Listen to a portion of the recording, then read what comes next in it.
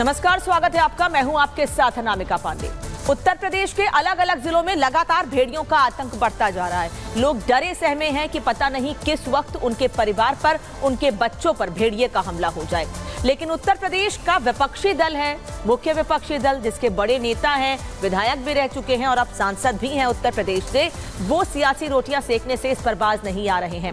लोगों की मुश्किलें, लोगों का दर्द कम करने के बजाय वो योगी सरकार और विधायक से सवाल पूछ रहे हैं। विधायक से सवाल पूछते हुए कह रहे हैं कि सरकार आखिर भेड़िए को पकड़ने के लिए कर क्या रही है। हालांकि प्रयास क्या किए जा रहे हैं उत्तर प्रदेश में, वन विभाग की ओर से क्या कदम उठाए जा रहे हैं, ये लगातार रिपब्लिक भारत ग्राउंड जीरो से आप तक पहुंचा रहा है। लेकिन उसके बाद भी नेता जो कन्नौज और अयोध्या मामले पर चुप रहते हैं, थोड़ी दलीलें देते हैं, वो नेता भेड़िए पर सियासत कर रहे हैं। इस रिपोर्ट को देखिए, उसके बाद हमारे साथ मेहमान जुड़ेंगे, इस पर बातचीत करेंगे कि आखिर इस आपदा में अवसर तलाशने की कोशिश विपक्ष क्यों कर रहा है।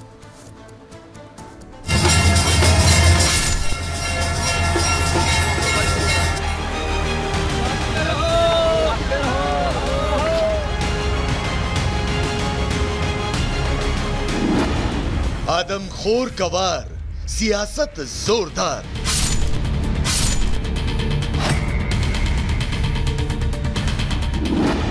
मौत का मातम, अखिलेश का सियासी तंज। बच्चे तक सुरक्षित नहीं है, आखिर सरकार कर क्या रही है? यूपी के बहराइच और सीतापुर में आदमखोर भेड़िए लोगों को अपना शिकार बना रहे हैं, मासूमों को अपना निवाला बना रहे हैं, बुजुर्गों को लहूलुहान कर रहे हैं, गांव वालों को दिन रात अपनी हिफाजत के लिए चौकसी को मजबूर कर रहे हैं। लेकिन खौफ, सदमे और मातम के बीच राजनीति के धुरंधर इसमें भी अपना फायदा तलाशते नजर आ रहे हैं। माओं की उजड़ी कोख पर शोक की जगह सियासी अवलोक करते दिख रहे हैं। यकीन नहीं आता तो सुनिए यूपी की नंबर 2 पार्टी और सपा के मुखिया अखिलेश यादव का ये बयान। किसान खेत में नहीं जा पा रहा, गरीब के घर में घुस जा रहे लोग, बच्चे तक सुरक्षित नहीं है, आखिर सरकार कर क्या रही है? अखिलेश यादव को ना तो आदमखोर भेड़ियों से लोगों की सुरक्षा करने के लिए तैनात 350 से ज्यादा सुरक्षा कर्मी नजर आ रहे हैं, ना ही उन्हें पिंजड़े, जाल और कैमरे लगाकर दिन रात आदमखोर भेड़ियों को पकड़ने के लिए मुस्तैद सरकारी कर्मचारी नजर आ रहे हैं, और ना ही गांव के लोगों के साथ मौजूद 10 से ज्यादा आला अधिकारी दिख रहे हैं। यही नहीं, अखिलेश को बहराइच के विधायक सुरेश्वर सिंह की बंदूक लेकर गांव वालों के साथ भेड़ियों की तलाश करती तस्वीरें भी रास नहीं आ रही। विधायक बंदूक लेके घूम रहे हैं और विभाग उन्हीं के पास है, सरकार उनकी है, उसके बाद भी लोग सुरक्षित नहीं है। अखिलेश यादव ने बंदूक के साथ बहराइच में भेड़ियों की तलाश करते बीजेपी विधायक सुरेश्वर सिंह पर सवाल तो खड़े कर दिए, लेकिन इन 2 तस्वीरों को शायद भूल गए।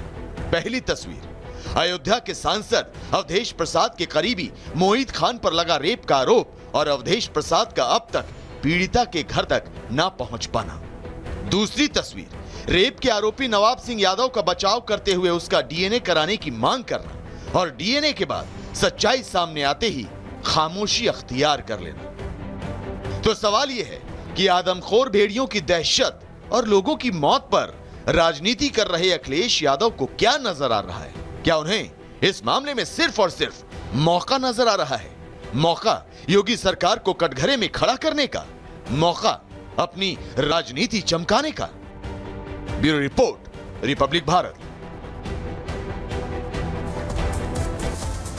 और बातचीत के लिए मेहमान मेरे साथ जुड़े, परिचय करा दूं आपका। आनंद कुमार हैं, बहराइच से सांसद हैं, इस वक्त हमारे साथ जुड़े हुए हैं। सौरभ दुबे, राजनीतिक विश्लेषक, साथ में जुड़े हुए हैं, और दीपक रंजन, समाजवादी पार्टी के प्रवक्ता, साथ में जुड़े हैं। आप सभी लोगों का बहुत स्वागत है। पहला सवाल, हालांकि मैं आनंद जी आपसे लेना चाह रही थी क्योंकि आप सांसद हैं, आपकी जिम्मेदारी है, लेकिन जिन लोगों ने सवाल उठाया है मैं उनसे भी सवाल लेना चाहती हूँ, क्योंकि राजनीति खुले इस पूरे मामले पर हो रही है, इससे इनकार नहीं किया जा सकता है। लेकिन पहले आनंद जी से सवाल लेने के लिए कहा जा रहा है। आनंद जी, पहले आपके पास आऊंगी। सरकार कोई कदम नहीं उठा रही है क्या?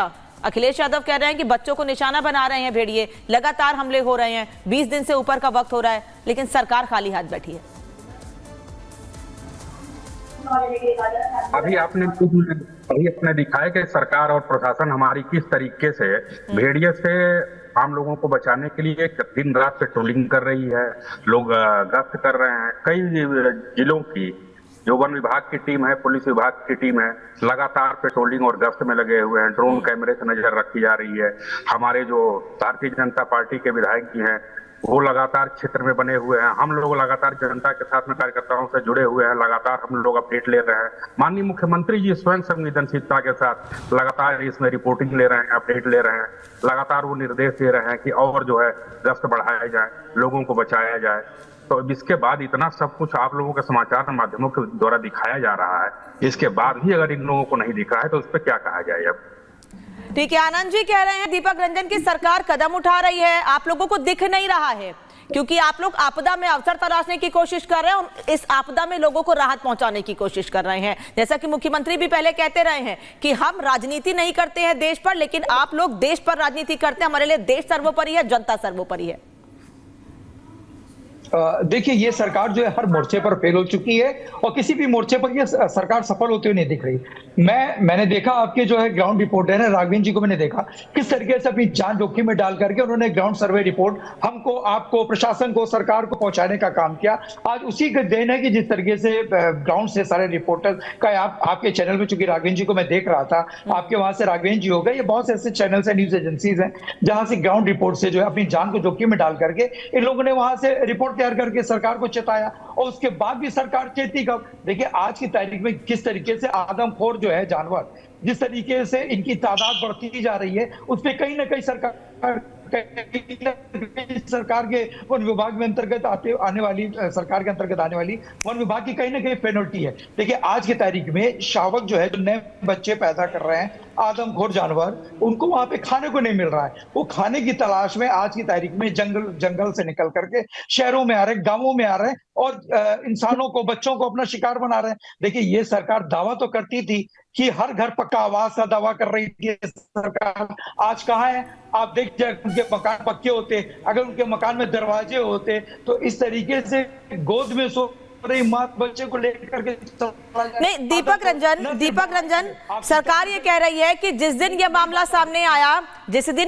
सामने आया हमने उस दिन कदम उठाया। हम मान रहे हैं कई बच्चों की जान गई है, लेकिन जहां पर रेप हो जाता है, जहां पर डीएनए टेस्ट होने के बाद आप लोगों की मांग पर रिपोर्ट सामने आ जाती है, उस पर तो आप कुछ नहीं बोलते हैं। लेकिन क्योंकि जहां सरकार कदम उठा रही है और आपको दिक्कत हो रही है, इसलिए आप सवाल पूछ रहे हैं।